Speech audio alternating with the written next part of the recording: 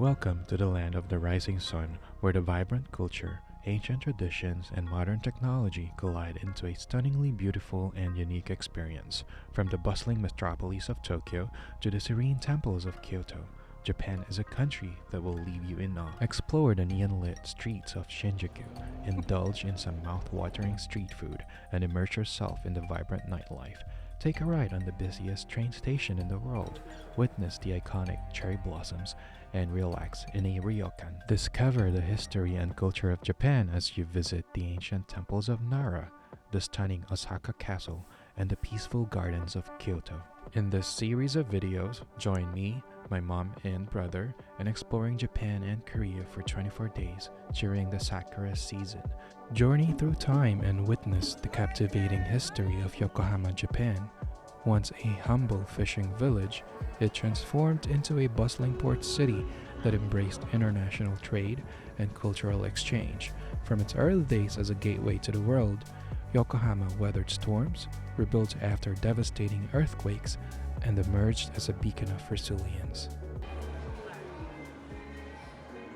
But before we start this Yokohama guide, I have to point out that Japan is currently running out of Suica cards. You can buy registered Suica cards, but it's going to take some time. The easiest is if you load your Suica in your Apple Wallet and make sure to turn your Express Transit on so you don't have to scan your face or enter passwords every time you use your Suica card. Yokohama is the capital city of Kanagawa Prefecture, and it's the second largest city in Japan in terms of population, which means you're going to have a lot of spots or attractions to choose from. But I narrowed it down to 8 spots, and these 8 spots are attractions located very close to Yokohama Station. These spots are located from south to north of Yokohama Station. You can do it the other way too if you want. Or you can go crazy and go all over the place because no one's gonna stop you anyway. We were exploring Kamakura during the day and decided to stop by Yokohama on our way back to Tokyo. If you are coming from Tokyo, it's only gonna take you around 30 minutes to reach Yokohama Station. From Yokohama Station, you can take the Minato Mirai line towards Motomachi Chukagai Station, or you can take the bus towards Yamashita Park. From the train station, you can walk towards Yokohama Chinatown, which is the largest Chinatown in Asia. After exploring Chinatown, you can stop by Yokohama Marine Tower. It's a 106-meter lattice tower or lighthouse where you can see Mount Fuji on a clear day. And if you want a clear day to see Mount Fuji, it's usually around winter time where you have less clouds in Japan. If you don't want to see the observatory on top of Yokohama Marine Tower, you can definitely stop by Yamashita Park. It's very close. It's a quick walk from the Marine Tower, and in the Yamashita Park you can walk towards Gundam Factory, Yokohama. They were supposed to close down last March, and they decided to extend the closing to next year. So you are still in luck. If you want to see a moving Gundam, you can visit the Gundam factory in Yokohama, and that's what we're gonna do at the end of this video. I will give you more information about the factory later. And if you're not a big fan of moving giant robots, you can definitely stop by HIKAWA MARU for some history. HIKAWA MARU is a ship that was built and survived World War II, and it is now currently a museum. HIKAWA MARU went from transporting cargoes, Japanese royalty, to Jewish refugees, and as being a hospital ship during World War II, to a maritime museum permanently docked at Yamashita Park. And after taking a random taxi from Yokohama Station, we now reach Shin-Yokohama Ramen Museum, where you can enjoy different kinds of popular ramen from all over Japan, from Hokkaido to Okinawa, you name it, you can find it here. And some of the places, some of the ramen restaurants in the ramen museum actually changes every few months. So if you are nearby Yokohama Station and you want to visit this ramen museum and you want to try different kinds of ramen from all over Japan, make sure to take the train towards Shin Yokohama Station and make sure to exit out of exit number 8, or else you are gonna be all over the place because there's a lot of crisscrossing streets all over Yokohama, and it can be very confusing. So if I were you, take the cab or bring someone who can use Google Maps really well, or else you're gonna be walking all over the place and you're gonna get lost, like what happened to me when I first visited Yokohama a few years ago. This is how you order ramen in the ramen museum. It's mostly like this all over Japan as well, and the most popular ramen is usually located on the upper left corner of the screen. Not a lot of ramen vending machines except cards or Suica cards or IC cards. Make sure you bring enough cash. There's a lot of ramen restaurants in this ramen museum, so they kind of expect some people to order smaller bowls if you want to try a lot of the ramen in the museum. But I usually order the regular ones and I just come back after a few months to try the other ones. The smaller bowls of ramen that they serve here is actually not that much smaller. So even after eating that smaller bowl of ramen, you actually feel full as well. But if you want to try all of the ramen, make sure to not eat all of the noodles in your bowl, or else you're gonna be full and you won't be able to try everything. But then it's gonna be impolite if you don't finish your ramen, so it's up to you. The museum was designed after Showa period, and Showa period is the period where Emperor Showa or Emperor Hirohito reigned, which means 1926 to 1989. This is what Japan looks like during that time, and it was also the time when ramen was invented, which was around 1950s. So if you like looking at old stuff that reminds you of Showa era, this place is for you. You'd see a lot of candies, a lot of toys from that era in this museum as well. One day ticket to the museum is around 380 yen, which is more or less $2 for 19-year-old and older customers. If you are 6 to 12-year-old, 100 yen, and for seniors, it's also 100 yen. Seniors in Japan is considered to be 60-year-old and over, so make sure you bring your ID if you want a discount. And if you have kids 6 and under, it's free admission. And it's a one-day ticket, which means you can come back to the museum for the whole day. So if you want to eat lunch in the museum, eat lunch here, get a stamp on your way out so you can come back during dinner time for more ramen. The museum is open from Monday to Friday from 11 a.m. to 9 p.m. and Saturday, Sunday from 10:30 a.m. to 9 p.m. They also offer a ramen making experience. So if you want to learn how to make ramen, make sure you book a ramen making experience for 4,000 yen per person. It's going to take around 60 minutes. And you have 4 time slots to choose from. You can do this around 11:30 a.m., 1:30 p.m., 3:30 p.m., 5:30 p.m. And you can reserve your spot in their website. And as a quick reference guide, this ramen museum is a 20-minute taxi ride away from Yokohama Station. And if you're going to take the train from Yokohama Station towards this ramen museum, it's going to take around 35 minutes. And going back to exploring Yamashita Park, where we left off from HIKAWA MARU, we are going to walk towards Minato Mirai. It's north of Yamashita Park. But if you're looking at the video right now, we are taking the train from Shin Yokohama Station towards Yamashita Park. And on one of our stops, we decided to take the bus towards Yamashita Park.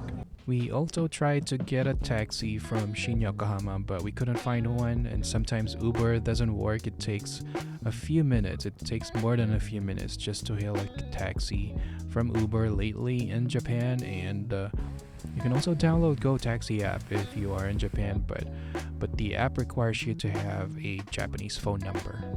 We are going to talk about Minato Mirai in a little bit because we are in front of Gundam Factory in Yokohama, and this is also one of the stops that I chose for this tour. I kind of panicked when I heard that they're going to close the factory this year and decided to stop by and buy the tickets. If you're looking behind my brother, you probably saw the ship. The HIKAWA MARU is permanently docked in front of Gundam Factory. This is the entrance, and right beside the entrance is the academy. This is the academy, and it can be really crowded. And in here you can learn a little bit about robotics. You can see how they built the Gundam, and right beside this academy you'd be able to see a shop where you can buy a lot of toys and souvenirs from the factory. And in front of the shop, upstairs you'd be able to see the cafe, and you'd also have a nice view of Gundam upstairs. They have two kinds of tickets. One is the entry ticket, and the second one is the dock tower ticket.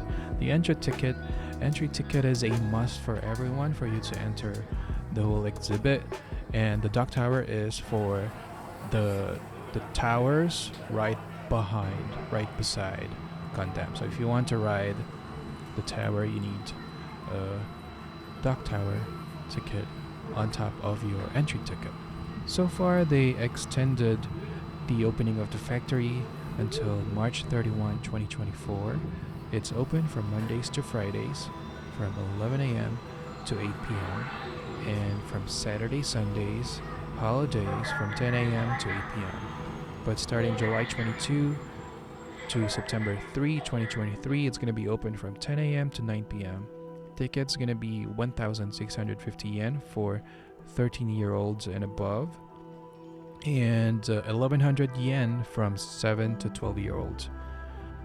Night tickets from July 22 to September 3 is going to be much cheaper. It's going to be 7 p.m. to 9 p.m. Entrance fee for 13-year-old and above is 1,320 yen, and for kids 7 to 12-year-olds, entrance fee is going to be 880 yen.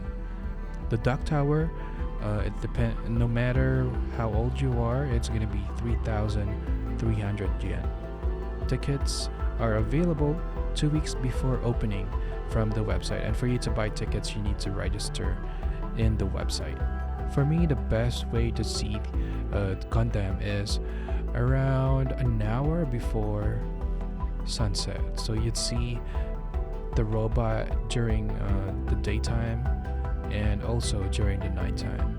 Once, if you ever want to visit the dock tower, which we're gonna do, you would also see a night view of the city from the dock tower. My only concern about the dock tower is that sometimes you have a lot of kids in the dock tower with you, and because of this you won't be able to see a full view of the robot. I'm gonna let you decide if it's worth it to see the Gundam up close and personal in the dock tower, because you're gonna see the videos, and I would just let you decide if it's worth it. For me, I think it's still worth it because it was still fun to go there. It made me feel like I'm part of the crew, and maybe in a few more 100 years we might have Gundams instead of F-22s in the air, you know what I mean? And from the dock tower you can also see Minato Mirai, which is the business district of Yokohama. And in Minato Mirai you'd see a lot of spots that you might be interested in. For you to visit Minato Mirai, you can just walk there from Yamashita Park, or you can also take the train. You can take the subway, the Minato Mirai line towards Minato Mirai Station. And in the Minato Mirai district, you can see Yokohama Landmark Tower. It's the third tallest building in Japan at 296 meters. Inside this tower, you'd find a 5-star hotel, shops, and restaurants. And on the 69th floor is an observatory called Sky Garden to see a 360-degree view of the city. If you are into observatories, this might be a good tower for you to pick. Or if you want an amusement park, if you are traveling with kids, you might want to visit Yokohama COSMO World. Inside the Yokohama COSMO World, you can ride COSMO Clock 21. It used to be the tallest Ferris wheel when it opened. But now it's not as tall anymore, but it's still tall. It's 112 meters. And across Minato Mirai, across the pond, you can walk towards the Cup Noodles Museum. And this is not just a typical museum, because it's also a memorial to the inventor of instant noodles, Momofuku Ando. So if you are into instant noodles, in this Cup Noodles Museum, they would teach you how to make your own cup noodles. You can make your own flavor and take it home with you, which is kind of neat. Also, going back to the Gundam factory, every hour you have different kinds of you have a different routine, a different music, a different dialogue. So if you see this routine right now, once we go up to the dock tower, it's going to be a different dialogue, it's going to be a different music, and you won't be bored. So if you want to stay longer than your scheduled time in the factory, it's perfectly fine. There's going to be a lot of things to do. So but one thing to note too is that once you have your tickets, you won't be able to refund it. So you have to plan wisely about going to the exhibit. If you ever get hungry, there's a Gundam cafe on the second floor of the factory, and there's also a food truck right beside the lift going up to the dock tower. So if you are into food trucks, there's a food truck on the right side if you want to grab some snacks. And if you were not able to get a ticket, and if you still want to shop, there is a small shop right outside the entrance of the factory. So if you want to buy toys for your kids or your friends, you feel free to stop by near the entrance. But one thing to note is that the shop nearby the entrance is different from the shop inside the factory, so you might have less options right outside the entrance. So this is the dock tower, and this, for you to get in this area, you need to pay 3,300 yen, which is around 28 bucks, $25. And for you to get here, you're gonna ride one elevator, and before you get to the elevator, you need to leave all your stuff in the locker. And there's a locker right on the foot of Gundam, and that's the only locker available in this factory. From here, you would be able to take photos of the robot up close and personal, with the background of Minato Mirai towards the ocean, which is pretty cool, I think. And I think I did a good job in picking the time slot of the sunset, because this is a pretty good looking lighting, don't you think? The only thing is that in front of me, I'm actually not in front of the dock tower. I could still move to the left, but to the left there's a lot of kids right in front of the glass, so it's a little hard for me to take a picture or a video of the robot. So that's one thing to note if you want to visit the dock tower. Also, another thing to note is that if you are beside other tourists, they can be noisy and sometimes they talk too loud, and it's really hard to enjoy the show. So that's one thing to note as well. And as I've said before, probably the main draw of the dock tower is that you can be up close and personal to the robot. And if you are into robots, I think you'd love going to the dock tower to see it very close. And it's just crazy. The dock tower has 2 levels, and you'll be able to visit both levels halfway through the exhibit.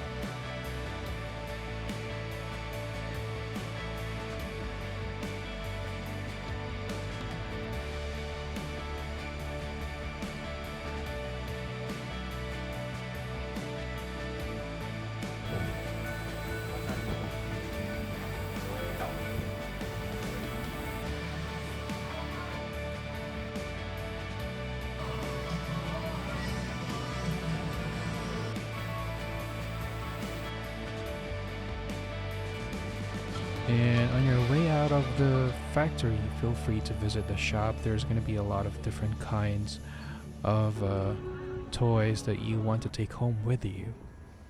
Alright everyone, thank you so much for watching this video. That's it for today. See you in my next vlog.